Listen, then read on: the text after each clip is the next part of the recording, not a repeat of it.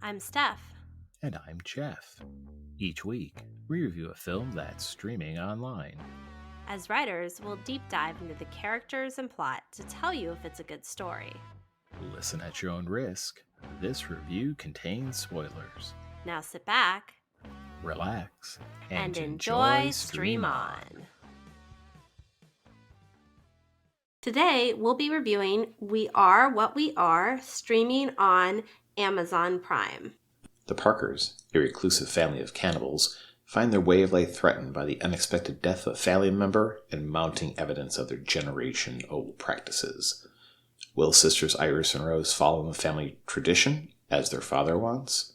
Or will they forge a new path, one that doesn't involve eating people? We Are What We Are was directed by Jim Mickle. It was written by Nick D'Amici and Jim Mickle, and it's based on a 2010 Mexican film of the same name, so it's a remake. The film stars Bill Sage as Frank Parker, the grieving widowed cannibal dad whose wife recently passed away, Julia Garner as Rose Parker, the middle sister, Amber Childers as Iris Parker, the oldest in the family, Kelly McGillis as Marge, a curious neighbor, Michael Parks as Doc Barrow, the local town doctor who starts getting suspicious, Wyatt Russell as Deputy Anders, a young deputy new to the police department and Iris's crush from high school, and Jake Gore as Rory Parker, the younger brother to Rose and Iris. So, Jeff, this was your pick. What made you pick this film? I really enjoyed this different take on the hillbilly gothic cannibal story. And yes, that is an entire subgenre of horror films. Like Wrong Turn. Wrong Turn is one. Texas Chainsaw Massacre is another. Hills Have Eyes is another one, both the original and the remake. Even films like House of a Thousand Corpses could be considered part of this genre. As the name Gothic implies, you have to have that kind of air of dread over the entire story. Also, as in a traditional Gothic story, you're looking at a decaying part of society. It can be set in a rural area of the country. Usually the homes that it takes place in, and usually it's a central home, it's usually kind of run down. In The Hills Have Eyes, it's a set of decaying mines and an old nuclear weapons testing site, but you kind of get that idea. So you have those trappings that some other films that might involve cannibals or the backwoods are missing. What I like about this film is that it attempts to humanize the monsters. In many of the other films in this genre, which are of varying quality, some really good, some not so much, they usually present the monsters, the cannibals, as distinctly outsiders. In films like the Texas Chainsaw Massacre, it has more to do with how they live and their attitudes. In The Hills Have Eyes, particularly the remake, you're talking more like inbred mutants. But they're generally not presented as normal, albeit reclusive in society as the characters in this film present them. It really kind of takes that subgenre and those expectations and plays with it a bit. I also like the tone of it, even though it has nothing to do with these movies. The visual palette and overall tone is a lot like Winter's Bone, or to some degree, a film we reviewed a few episodes ago, Wind River, where everything is sort of washed out, the color is very bleak, and even the environment is oppressive and weighs down the main characters. The Devil All the Time, the first film we ever reviewed for our Stream On podcast, would be an example of that American Gothic subgenre. I would agree with that. That bleeds a bit more into a crime thriller, but it definitely has those Gothic elements to it. So I first saw this a few years ago, and this is my third time watching it. And I thought it'd be fun to review because even though the story isn't exactly a new kind of horror film, it does present those tropes in a very interesting way. So two things. One, I thought this was an interesting side note. Bill Sage, who plays the villainous dad in this film, he also played the villain in Wrong Turn. So I guess he likes to play cannibal redneck villain roles. So have you seen the original 2010 Mexican film that this was based on? I have. I saw it a while ago. I don't remember a whole lot about it, other than I was not as impressed with it as I was by this film. I do believe I saw the original after I saw this, though. And that may have been coloring my appreciation for that movie. Yeah, sometimes remakes are a good idea and they are better than the original. And then you have things like Psycho, which why did you even remake it? It was so good the first go around.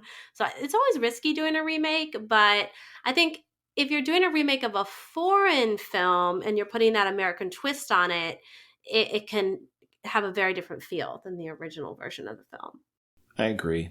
There are, plenty of good examples of films that have been remade in America. The Ring is a good example. Ringu, the Japanese original, is very good, but its American version, The Ring, is also a really good horror movie. Okay, well, let's jump into our plot analysis. So, since you chose this film, Jeff, what were some things as a writer that you pulled out that you wanted to explore today further? After saying how much I like this movie, I'm going to start by pointing out one of the big problems with this film, and it has to do with the world building.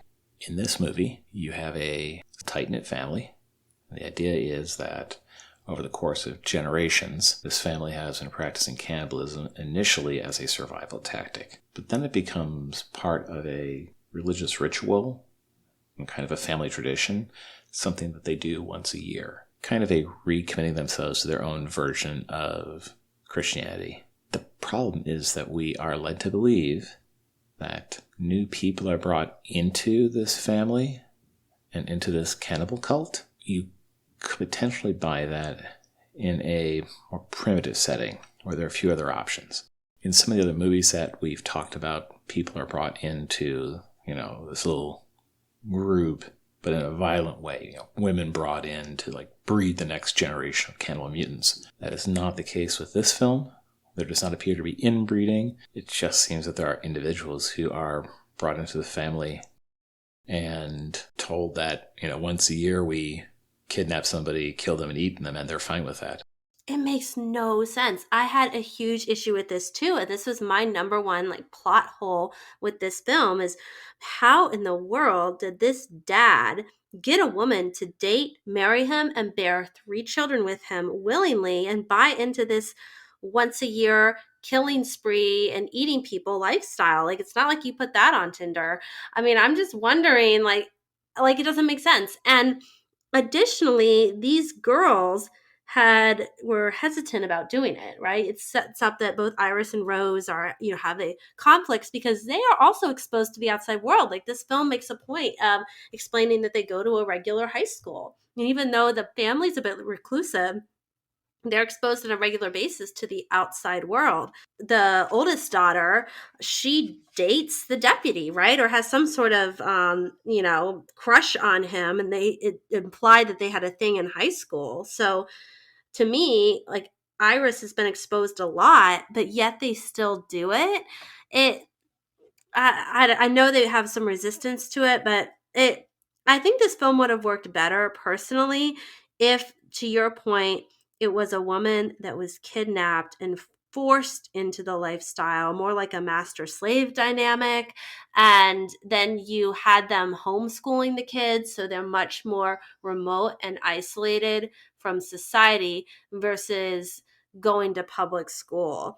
And the fact that they were that plot hole, it just didn't make sense how they would be able to get away with it for so long as well. Right. In other movies in this subgenre, there is a built-in reason why these groups, these clans, these twisted families can get away with what they're doing.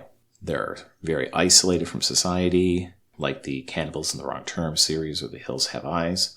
Or if they're not, as in Texas Chainsaw Massacre, the actual place where they do all their killing is in the middle of nowhere. And the characters are generally set up as antisocial and, even if other people are aware of them, they know to stay away from them. They're in a cult in the middle of nowhere. Yeah. These characters, even though they are reclusive, are not reclusive in the sense of, I'm in a bunker in the middle of nowhere. It's more like they're just a family that keeps to themselves. But, as you point out, it is made very clear that the 2 girls go to high school.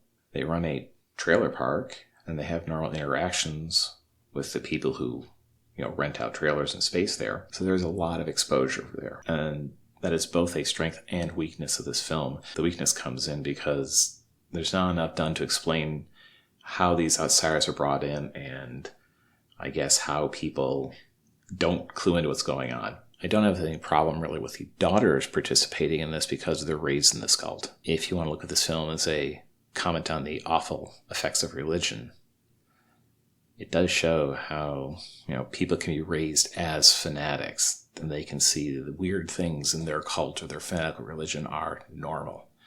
The problem is the mother is not set up as someone who was damaged or rejected or, raised in this family. She seems to be set up as a normal person. So how is she brought into this whole thing about killing and eating people? It becomes an issue because it is a central conceit of this film. This has been going on for generations. We don't get any backstory on her. Like at her funeral, you don't see members of her family showing up. So you don't know much about where she came from. There was a bit of implied incest towards the end of the film. Do you remember when the dad kisses Iris? And so I thought maybe the film was trying to imply that there is some incestuous elements to this family, but it didn't really go there far enough to know that. Is that before or after he decides to kill them, though? It is towards the end, so I can't recall what order it came in. I think that's after he's decided that they're going to be found out. All the bodies are cut. The rain is washing up all the bones and teeth and jaws and whatnot. Yeah, I guess we should point that out. So, as I mentioned in the synopsis, evidence is starting to mount that this clan has been killing people for years. And one of the things that happened is that one of the burial sites is being washed away because of this torrential downpour that is hitting this entire region for the entire film, or most of the film. A local medical examiner finds human body parts in the stream, and they're starting to narrow down where they're coming from. And that'll, of course, be the property of this family. The father also realizes he's being affected by a prion disease. This is what killed the mother, too. Well, okay, technically the mom drowned in a ditch, but what's happening is because they've been eating brains, at some point they have infected themselves with a prion disease. Kuru disease, which I had never heard of before, and I ended up, going down an internet rabbit hole. I was like, oh, this is interesting. It's a disease that impacts cannibal tribes where they basically because they eat brains, they get infected with these prions, and it causes Parkinson's symptoms and eventual death. But it's only seen in tribes in Papua New Guinea or things like that. So I originally heard about this disease from an X-Files episode, Our Town, which is about a town full of cannibals. So anyway, the father by this time has talked to his town doctor, who's also the medical examiner, and whose daughter we find out was eaten by this family. And he points out that the father is exhibiting the same kind of symptoms that the wife had. The father realizes that he's going to be dying soon, and he decides that the best thing to do is kill his family. So are you thinking that the father kissed Iris as a kiss of death? That it wasn't really meant to be a sexual thing, but just more a goodbye kiss? I think so.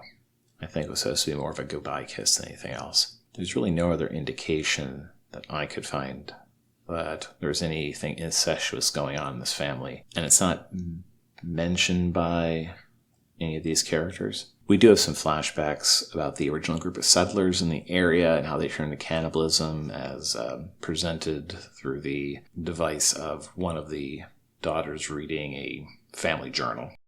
Yeah, 1700s, winter starvation. They did what they had to do. But see, this gets into world building and how careful you have to be about, in this case, a series of events, this yearly ritual of killing people. And you have it spread out through generations. And you don't do something like extreme isolation or kidnapping or whatever it is to explain how this happens and present these characters as otherwise normal people. You have to address that. And I think that is the biggest weakness of this film. It is a key part of the story that this is a multi-generational ritual. And this is in a modern day America where obesity is an epidemic. Like, there's not so much starvation going on in the 21st century. And so you also wonder why they don't just, if they want to ritualize and honor the ancestors, why don't they just have something symbolic like people do when they go for communion, right? The symbolic body blood type deal. Like, why don't they do something similar? That also didn't make sense to me. Well, that gets into one of the themes of this film. It really is a look at religion and how people attach themselves to religious beliefs and stop questioning them. The father repeatedly justifies what they're doing by referencing God, although he does repeatedly say, this is what we've always done, and this is what our ancestors did. It is in Christian terms. Yeah, it's like his own culty, warped form of Christianity. Right, and that's why his eventual demise really ties into that. He is eaten by his children. It's no accident that he is in this kind of crucified position with his arms spread out and being pinned down by, knives and stuff, not unlike a certain Messiah. And the kids are chowing down on him. A martyr. Yes, well, like a martyr, but also more directly like the ritual cannibalism that you have in Christian sects. When you're a Catholic, you are eating the body and blood of Christ through transubstantiation. You are eating your God. If you look at this film primarily through that thematic lens, maybe you can say that some of these problems, particularly, what we've been talking about, are more forgivable because it's really more this commentary than it is something you're supposed to deconstruct about the logic of what's happening. However, it is also presenting itself as a horror film. It's not purely some highbrow symbolic look at religion. It's about a family of cannibals. And that's where you start to question the world building and how these people could function in the early 21st century America. Yeah. And so I have a question, since you brought up the ending, I have a question about that. So the girls end up chowing down on their dad, and that's how they get rid of this, tyrannical dad figure. And then the last scene, you see them driving off together with Rory. Like, do you get the sense that they are going to continue that lifestyle, or did you get the sense that they are going to start fresh and not have that ritual anymore into their future? The ending is ambiguous on that count. The initial implication, based on the rejection of the father, and also some statements that the two daughters made throughout the course of the film, they don't like what they're doing. But then they chow down on dad. Like, if they wanted to just get rid of dad, they could have killed him and not chowed down on him. So I'm like, wow, the fact that they spent time chowing down on their dad, I'm thinking they might continue it. Well, I think the thing that indicates that these rituals will continue really isn't that, because that can be seen as either a last gasp of the rituals they've been doing, or even to some degree the kids taking out some sort of very poetic revenge on their father, especially after they learned he was going to kill them. I think it has more to do with the younger daughter holding the family journal while they drive off, they're taking the family legacy and the family madness with them as they head off into the world. It is ambiguous, but there is some indication at the end that they may just carry on anyway because that's the life they know. Well, it leaves it open for a sequel. If they wanted to do a sequel, then they could set themselves up in a new town and start chowing down on the townsfolk. I have no interest in seeing a sequel to this film. This is a movie that tells a story, even with the problems we're pointing out. It does tell the story in an efficient fashion. It does so in an entertaining and engaging fashion. But when it's done, it's done. I agree. This doesn't need a sequel, and I wouldn't have an interest either. But it's amazing how many horror movies become franchises and have, like, there was a Wrong Turn too, and they get their sequels, right? Because it's horror movies in particular tend to have a lot of sequels. They do. I think the thing that differentiates this film from some of the other films in this genre is the seriousness that it approaches this topic from. Films like Wrong Turn are basically splatterfests. Their excuse is to have characters running around the woods, being hunted by cannibals, seeing how many ways the special effects team can come up with to kill people. This film has a much more dramatic tone to it, even though there are, certainly moments of horror. But you could almost extract those and turn this into a straight drama about a family of reclusive religious people whose mother dies unexpectedly and how they're coping with that. I wanted to add, since you brought up the religious Christian overtones of the film, I wanted to add something that I thought was interesting that the film did really well, is that the rain within this film almost takes on a life of its own and becomes a character. Like, it's this nice reversal of a theme of baptism, which, in the Christian religion washes your sins away. Instead, the rain is exposing this family's sins, and body parts are literally washing up. And throughout the film, that it's just constantly rainy. Like, it felt like an episode of Dark, but it was well done how they used the environment and rain to help tell the story and move it to the finale scene, like with the dad in the water fishing up the body parts. Like, it was just, I really liked organically how they wove in rain within this story. Well, even the death of the mother at the beginning of the film looks a lot like one of those full-body immersive baptisms you'd see in some Christian sects. She falls into, this ditch and is slowly sinking into it. But it also looks like, as it's happening, she is being judged by the rain. She's being judged by this cleansing water. The rain becomes its own character.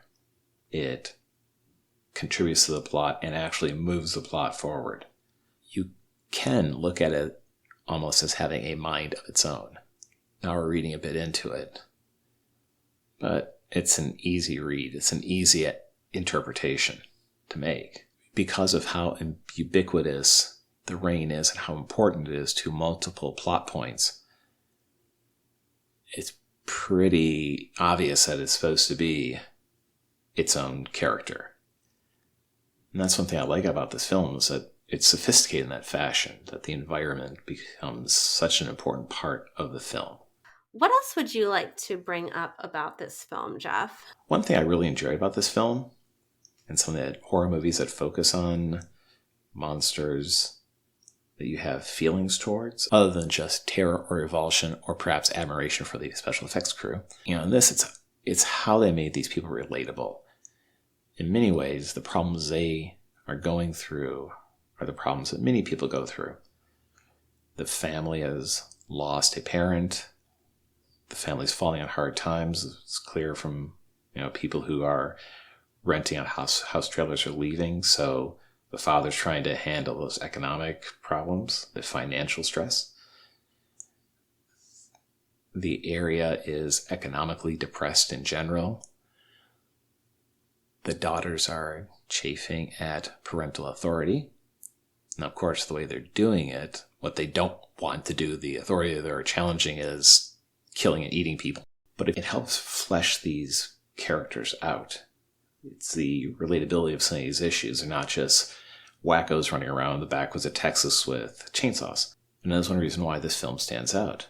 Attempts were made to take the tropes of the genre and freshen them up.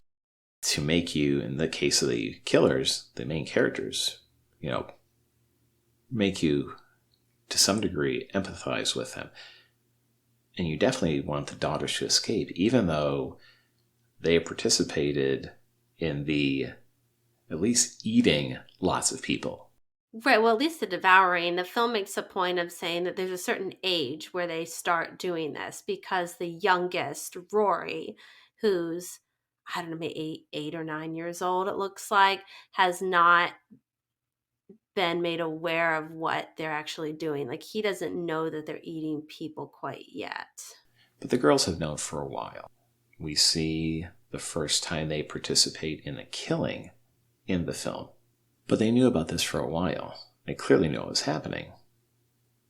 They knew their father was kidnapping women that he would keep them for a period of time in an underground cell before he and his wife would kill them and serve them to the family. And yet, they don't go to the police. Now, we understand why, because they are inside this family and part of this cult.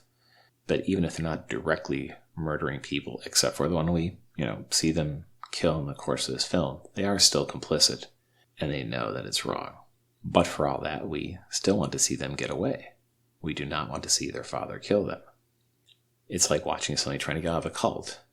Even if they've done things that seem odd or they don't approve of, you want to see them get out of that cult. Right, and they create a nice dichotomy between Iris and Rose's character. Iris is a little bit more, okay, I'm the eldest daughter now, I have to do this, and sort of resign to that life, versus Rose is more, we need to get out, we don't have to do this. And so it that I liked the dynamic between the two sisters, in terms of one being more modern and wanting to get out, and the other feeling resigned. And but then really regretted after she did the killing. So it was well acted, and it did add depth to these two sisters' characters. I would say that this, versus other horror movies in this subgenre, these characters did have more depth. I would agree with you on that. As far as relatable cannibals, the closest genre product I can think of is that episode of The X-Files I mentioned earlier, where it's presented as much like this, only on a small town level, with the whole town participating in a ritual. Now, there are some supernatural elements in that episode, because apparently cannibalism in the X-Files universe leads to eternal youth, although there actually is another great episode of The X-Files that does deal with this kind of stuff. It's called Home. Now, it deals more with the inbred hillbilly cannibals, and it is one of the single most gruesome episodes of television. It's incredibly creepy. I would highly recommend searching that one out. You really like your cannibal films, Jeff. Anyway, that is pretty much all I have to say about the plot. Do you have anything else you'd like to add? No, let's get into our wrap-up. Okay, so Steph, what was your favorite scene? My favorite was what I'm calling the family dinner scene. So this is the first time we see the family sitting down to eat the human soup that Iris made after the kidnapped woman that she killed. And you know exactly what they're eating. And my stomach started cringing when I watched that scene of them sitting down at the table, like slurping in this soup. It was just really well done. The acting, and like I could feel my stomach start turning in knots. So in a good way, like they did like cringiness well in this film. What about you, Jeff? So I'll say in general, the acting is top-notch across the board. So that is a strong positive aspect of this film. As far as my favorite scene, it is the fate of the father.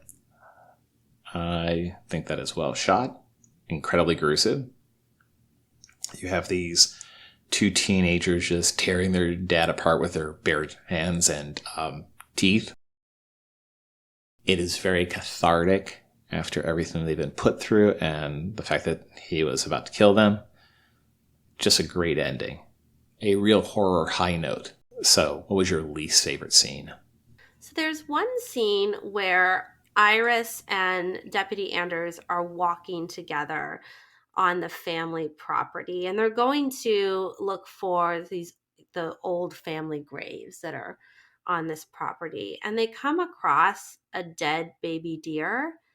And I didn't understand why that was in the film, or why it was necessary to have that in. I feel like you could have deleted that scene and still had the same film, other than to just have some more creepiness or gruesomeness in the film.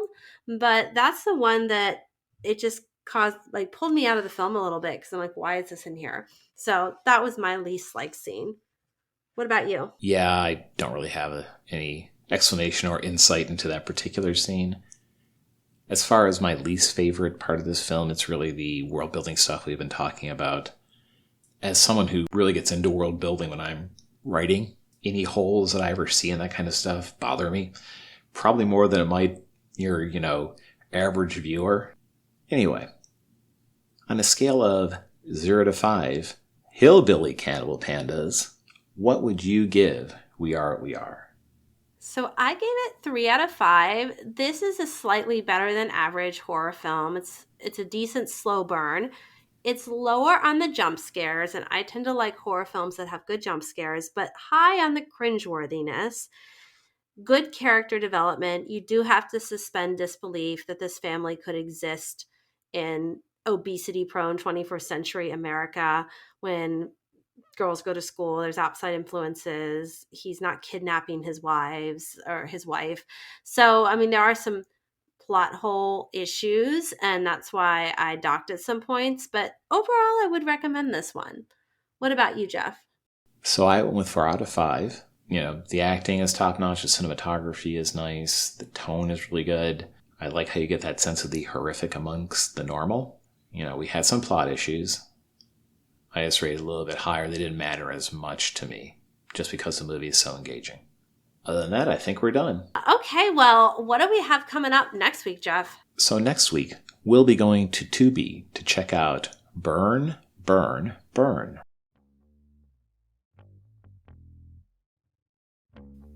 Stream On is a production of Steph and Jeff Wrights Media. Reproduction without written consent is prohibited. All rights reserved. 2021.